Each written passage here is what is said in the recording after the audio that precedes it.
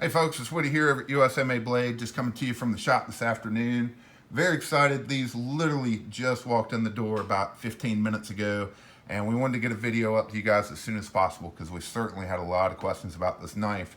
But this is the new ZT0230, and it's a Jinzanzo design, and it is ZT's first slip joint. So a lot of people are excited about it because it's legal to carry in a lot more places than a lot of other zero tolerance knives. But cool knife. But full disclosure, I'm not much of a slip joint guy.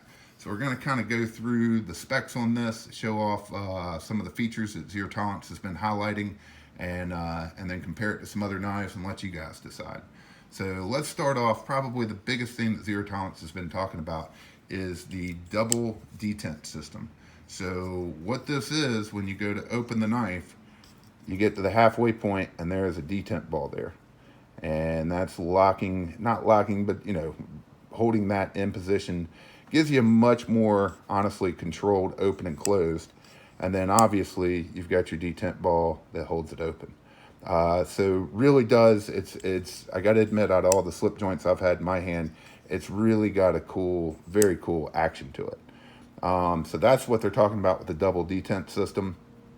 Next up, steel on these is 20 CV, and what I do love is that they didn't mark up the front of the blade. There's no ZT logo, stuff like that. All the information's on the back instead of on that presentation side, and then zero tolerance is actually written on the spine of the blade. And I think that's very classy. They gave it a very classy look. You'll notice no pocket clip, so this is a drop in your pocket and carry it. And with that, let's give you some specs, because one of the things that you're going to notice is it's incredibly light. We're sitting at 1.8 ounces, so a very light knife. Rest of the specs on this before we get to some comparison shots. Get that to show up just a little better. So let's give you the rest of the specs. Like I said, it's carbon fiber handles, so that helps with the lightweight. 2.6 inch blade, 0.12 1 inch thick on that blade. And then closed length, we're at 3.7 inches, and overall length, we're at 6.2 inches. So let's get to some comparisons so we can give you guys some ideas.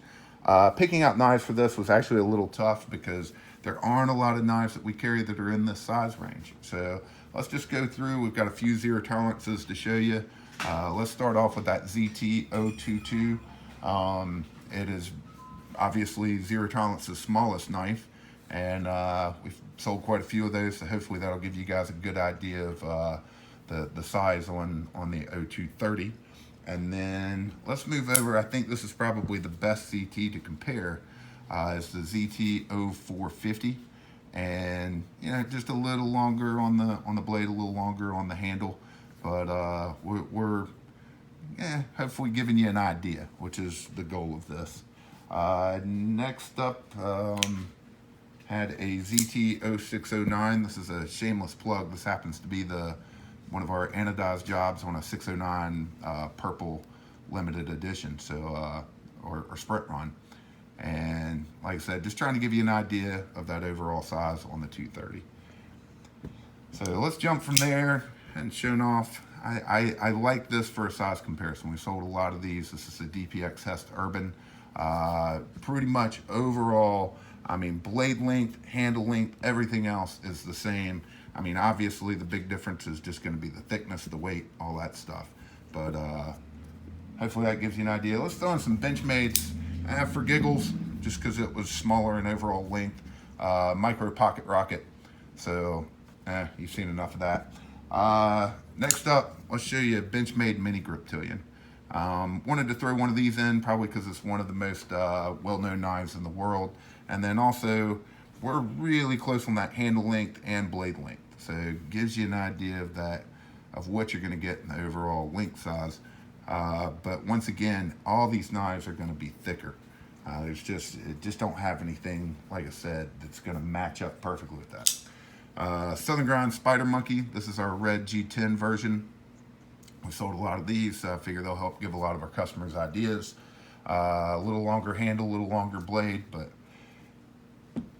there we go with that. And then we kind of saved, let's just throw in some Hinders. We're a big Hinder dealer. We've sold a lot of these lately. We're actually getting down to just our last 3 left in the shop. But this is a Hinder Eclipse 3-inch. As you can tell, a good bit bigger.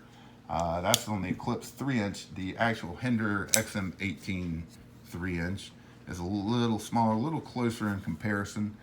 This is the vintage model that they put out not too long ago.